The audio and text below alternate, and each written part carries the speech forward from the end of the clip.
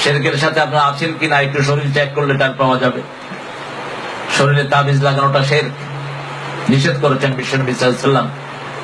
আপনাদের কষ্ট লাগবে অনেকের, কারণ তাবিজ এত মহব্বত করে মানুষ লাগায়, হুজুরে দেয়, হুজুরে চুমা খায়, যারা দেয় হেও চুমা খায়। আবার ভয়টা লাগলে তাবিজের ব্যবসায়ী আছে, এখানে আসে অনেক। অথচ সৌদি আরবের এয়ারপোর্টের পুলিশগুলো তাবিজের যে জ্ঞান রাখে, আমাদের হুজুর গুলো সেই জ্ঞান রাখে না। কি আফসোসের বিষয়। আপনি সৌদি আরব না মিডল ইস্টের যে কোনো এয়ারপোর্টে নামলে দেখবেন এরকম করে পুলিশে চেক করে। আমি গিয়েছি প্রায় সবগুলোতে মিডল ইস্টের, পুলিশে চেক করে। তা আমিও চেক করি। প্রথম আব্বাকে নিয়ে গেলাম, আব্বাকেও চেক করছে, আমাকেও করছে। বললাম হে ইস্তেফাল, কি করো? তাবিজ। আমিও পুলিশের গায়ে তাবিজ চেক করা শুরু করলাম। পুলিশের কয় তুমি কি করো? আমি গেলাম আমিও তাবিজ চেক করি। তুমি চেক করো আমার, আমি তোমারে করি। পেটে হাত দিলাম। কয় পেটে হাত দেন কেন? কইলাম বাংলাদেশের পেটেও তাবিজ বাঁধে। বললো ইউজাদুল মাকানিল জাদীদ, নতুন জায়গা পাইলাম। তাবিজ রাসূল সাল্লাল্লাহু আলাইহি ওয়াসাল্লাম এতটা ঘৃণা করতেন।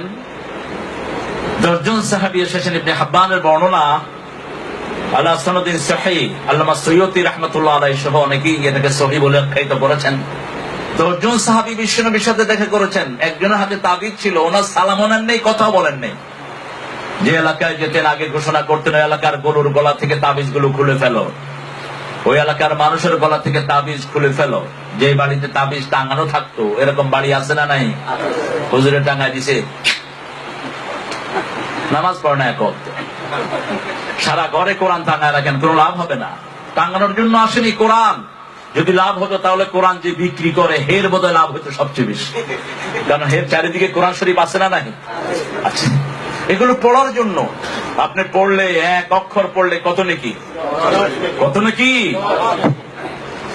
মান ক্বারা হারফান ফালাহু হাসানাহ, আল হাসানাতু আশারু আমসালিহা।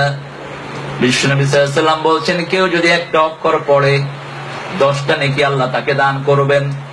আমি বলি না আলিফ লাম মিম হারফুন, আলিফ হারফুন, লাম হারফুন, মিম হারফুন। আলিফ লাম মিম কেউ পড়লো, 30টা নেকি আমলনামায় ঢুকে গেল, 30টা গুনাহ মাফ হয়ে গেল, 30টা মর্যাদা তার বেড়ে গেল।